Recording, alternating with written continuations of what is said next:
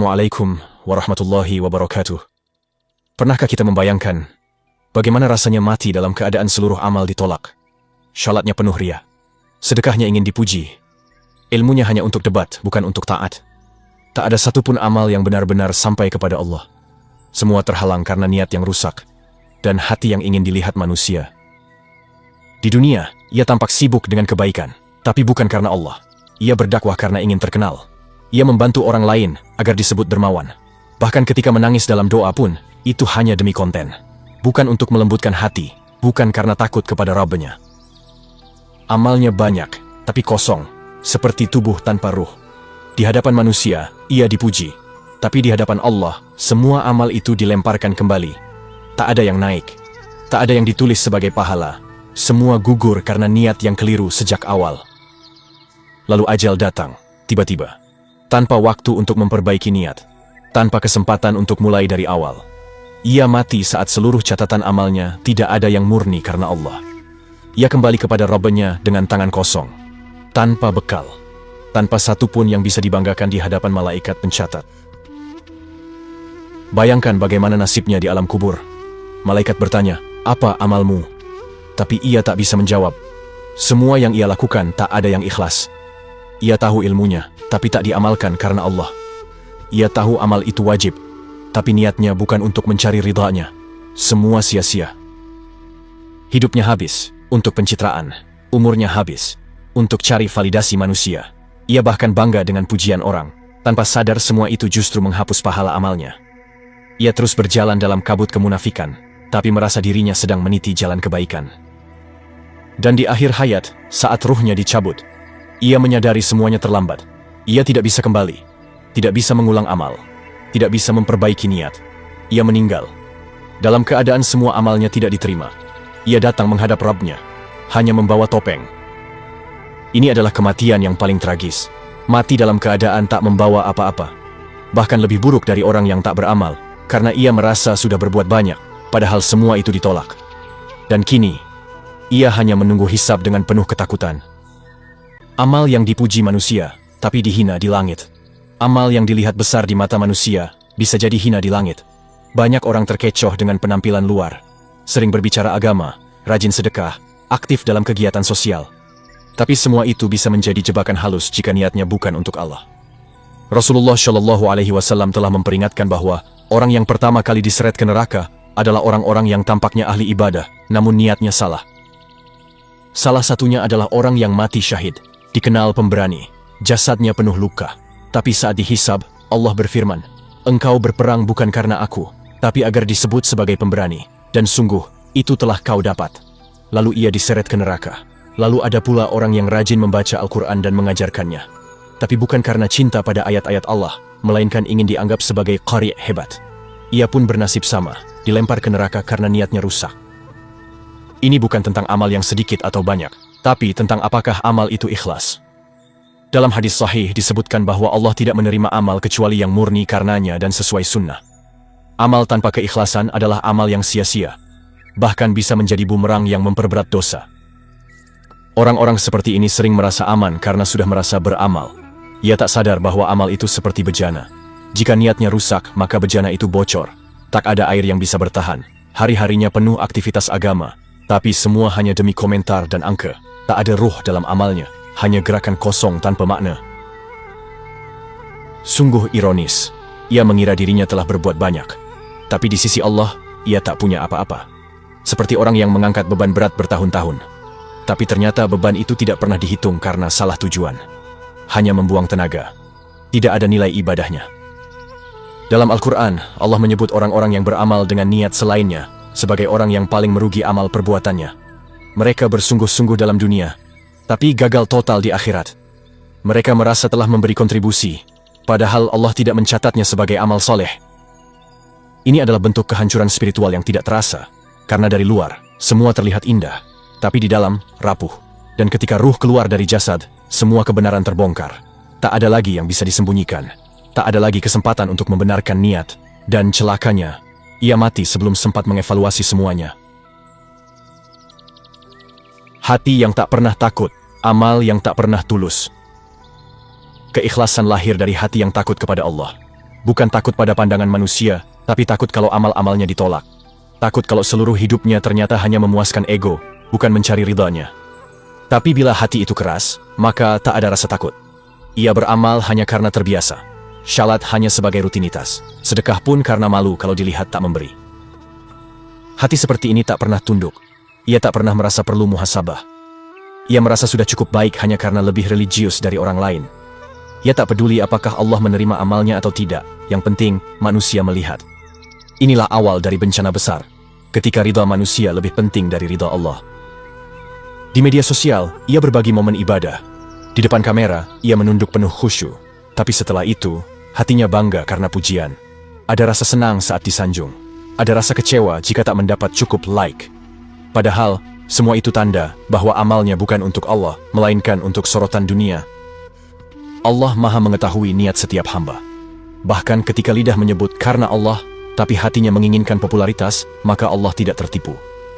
Malaikat pun tak akan menulis itu sebagai amal yang diterima. Amal itu hanya tercatat di dunia, bukan di akhirat. Ada orang yang merasa cukup hanya dengan tampil baik. Tapi ia lupa, Allah tidak melihat rupa dan penampilan. Allah melihat hati dan niat.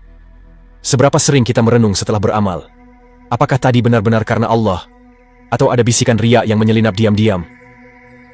Ketika hati terbiasa pamer, maka ia akan merasa hampa jika tidak dilihat manusia.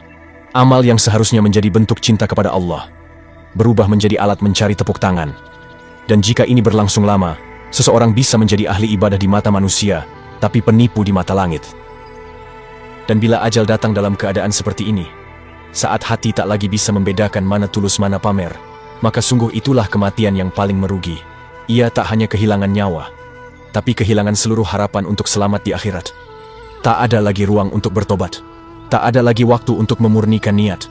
Yang tersisa hanyalah penyesalan, yang tak berguna sedikit pun di hadapan Allah. Dosa yang menghapus amal, riya yang menghancurkan harapan. Salah satu dosa yang paling halus tapi mematikan adalah riya, beramal agar dilihat manusia. Ia seperti racun tak terlihat yang mengalir bersama ibadah kita. Riya tidak mengurangi pahala. Ia menghancurkan seluruh pahala. Ia membuat amal yang besar seperti gunung menjadi ringan seperti debu yang berterbangan di hari kiamat. Allah Ta'ala berfirman dalam hadis qudsi, "Aku paling tidak butuh pada sekutu. Barang siapa beramal dan menyekutukan aku dengan selainku, maka aku tinggalkan dia dan kesyirikannya itu." Riya adalah bentuk syirik kecil, tapi akibatnya sangat besar. Allah tidak menerima amal tersebut. Bayangkan, jika semua amal kita ternyata mengandung riya, maka artinya seluruhnya gugur, tak ada satupun yang diterima. Ada orang yang sholat, tapi ingin dilihat khusyuk. Ada yang bersedekah, tapi ingin disanjung dermawan.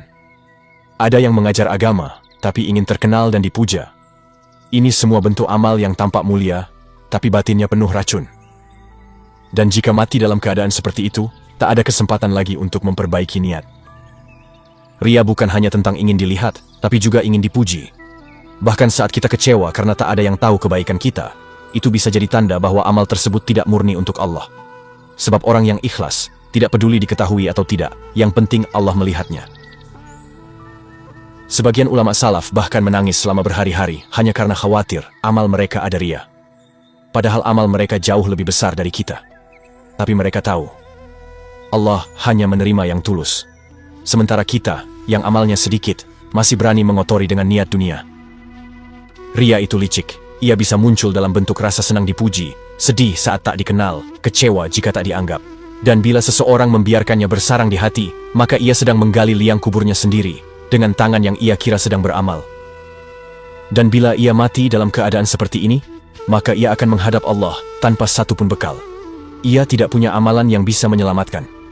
Ia hanya membawa jasad yang dulu sibuk beribadah, tapi hati yang kosong dari keikhlasan, sebuah kematian yang sunyi, kematian yang membuat seluruh amal terhapus seketika, dan setelah itu, ia hanya menanti azab. Ketika malaikat menolak menyentuh catatan amalmu, bayangkan, saat ruhmu telah terpisah dari jasad, tubuhmu terbujur kaku, dan keluarga mulai menangisi kepergianmu. Tapi di alam yang tak terlihat oleh mata manusia, para malaikat pencatat amal membuka lembaran catatan hidupmu. Mereka mencari amal yang bisa menjadi penyelamatmu, amal yang bisa menjadi alasan agar kau dimasukkan ke dalam rahmat Allah. Tapi satu persatu halaman dibalik, hanya untuk mendapati bahwa semuanya palsu. Salat, sedekah, dakwah, zikir, bahkan air mata dalam sujudmu ternyata bukan untuk Allah. Para malaikat tak mampu menuliskannya sebagai amal soleh. Mereka meletakkan pena mereka, karena tidak ada yang layak dicatat sebagai pahala. Yang tertinggal hanyalah amal-amal kosong yang terlihat sibuk di dunia. Tapi tidak ada satupun yang naik ke langit. Tak ada yang lebih menakutkan daripada mati dalam keadaan seperti ini. Di dunia, kau mungkin dielu-elukan. Mungkin namamu harum di masjid, fotomu dipasang di berbagai kajian, dan video ceramahmu viral di mana-mana. Tapi Allah tidak menerima popularitas. Allah hanya menerima kejujuran hati. Bila seluruh amalmu tak lahir dari cinta kepadanya, maka itu semua hanyalah ilusi. Dan bila ajalmu datang saat amal itu masih palsu, maka kau mati dalam keadaan tertolak. Saat jasadmu mulai membusuk di liang lahat, arwahmu telah memulai penantian panjang yang penuh siksaan, karena tak ada amal yang menjadi pelindung. Malaikat Mungkar dan Nakir datang untuk menguji keyakinanmu. Tapi bagaimana bisa engkau menjawab dengan jujur, jika seluruh hidupmu hanya diisi kepura-puraan? Mulutmu bisa menjawab, Allah adalah Rabbku, tapi hatimu tak pernah menyandarkan amal kepadanya. Saat ditanya tentang nabimu, mungkin kau jawab Muhammad. Tapi selama hidup, sunnahnya hanya kau jadikan alat debat, bukan pedoman hidup. Kau mungkin bisa menjawab dengan hafalan, tapi ruhmu tidak bisa berdusta. Dan di alam kubur, yang berbicara bukan lisanmu, tapi hatimu. Dan hati itu tahu persis siapa yang kau tuju selama ini, Allah atau manusia. Kematian adalah momen kejujuran terakhir. Tak ada lagi yang bisa disembunyikan. Amal yang dulu kau banggakan di hadapan manusia, kini jadi saksi atas kesombonganmu. Kau tak pernah benar-benar takut kepada Allah. Kau hanya takut terlihat buruk di mata orang. Maka saat catatan amalmu diperlihatkan di akhirat, semua itu tak lagi bercahaya. Tak ada satupun amal yang diterima. Semuanya berubah menjadi kegelapan yang menyelimuti langkahmu menuju neraka. Bahkan jika hidupmu dipenuhi dengan ribuan jam ibadah, tapi tanpa ikhlas, maka itu seperti membangun istana dari pasir. Megah di mata dunia, hancur dalam sekejap saat dibentur gelombang akhirat. Dan saat itu terjadi, kau hanya bisa menangis. Tapi tak ada air mata yang bisa menghapus penyesalan setelah mati. Kau tak bisa kembali, tak bisa mengulang niat, tak bisa meminta waktu. Yang kau punya hanya penyesalan dan kehancuran abadi. Inilah nasib tragis dari orang yang mati tanpa keikhlasan. Bukan karena kurang amal, tapi karena hatinya tak pernah menghadirkan Allah dalam amal itu. Ia telah tertipu, dan sekarang ia menanggung akibatnya. Di alam kubur, ia sendiri. Tak ada amal yang menyertainya. Tak ada doa yang menyelamatkan. Karena semua yang ia lakukan dulu, ternyata bukan untuk Allah. Bila hidup ini hanya sekali, dan akhirat itu selama-lamanya, maka pertanyaannya bukan lagi seberapa banyak kita beramal, tapi untuk siapa semua amal itu kita persembahkan. Karena Allah tidak menilai jumlah, tapi keikhlasan. Banyak orang mengira dirinya sudah menabung pahala, padahal yang ia kumpulkan hanyalah debu ria dan kerak kesombongan. Ia sibuk membangun citra diri, bukan membangun kedekatan dengan ilahi. Kematian tidak memberi jeda untuk memperbaiki niat. Ia datang tiba-tiba, merampas kesempatan terakhir kita untuk tulus. Maka selama masih hidup, jangan pernah remehkan pentingnya ikhlas. Jangan bangga dengan banyaknya ibadah, bila hatimu masih mencintai pujian lebih dari ridha Tuhan. Jangan berpuas diri hanya karena terlihat syaleh, karena Allah melihat lebih dalam dari itu, niat, niat, dan niat. Berapa banyak orang yang terkejut saat meninggal, karena ia pikir ia sudah cukup baik. Padahal, tak satu pun amalnya diterima. Di dunia, ia sibuk mengingatkan orang lain, tapi lupa mengoreksi niat sendiri. Di dunia, ia sibuk mengunggah dakwah, tapi tak pernah muhasabah apakah dakwah itu murni karena cinta atau karena follower. Di dunia, ia sibuk memperbaiki penampilan, tapi lupa memperbaiki hati. Saudaraku, tak ada yang lebih menyedihkan daripada mati tanpa amal yang ikhlas. Itu artinya, kita hidup hanya untuk pencitraan. Kita mati dalam keadaan tertolak. Tidak ada yang menyambut, tidak ada yang menyelamatkan. Yang ada hanya penyesalan. Dan itu lebih menyakitkan daripada siksa apapun yang kita bayangkan. Jika hari ini engkau masih bisa membaca ini, berarti Allah masih memberimu waktu. Jangan sia-siakan, segeralah bersihkan niatmu. Periksa ulang semua ibadahmu, bukan untuk manusia, bukan untuk pujian, tapi semata-mata karena takut akan hari di mana semua topeng terbuka dan semua niat dibongkar. Mulailah dari yang sederhana. Beribadahlah di saat tak ada yang melihat. Bersedekahlah diam-diam. Menangislah dalam doa yang tak terekam kamera. Lakukan kebaikan yang hanya engkau dan Allah yang tahu. Karena amal seperti itulah yang paling tulus dan paling dicintai olehnya. Semoga Allah menjaga niat kita. Semoga kita tidak termasuk orang-orang yang merasa telah beramal, tapi sebenarnya tak punya apa-apa. Dan semoga saat ajal menjemput, kita membawa setidaknya satu amal kecil yang benar-benar ikhlas. Karena kadang, satu amal itulah yang menjadi penyelamat kita dari api neraka. Jangan tunggu nanti, jangan tunggu mati.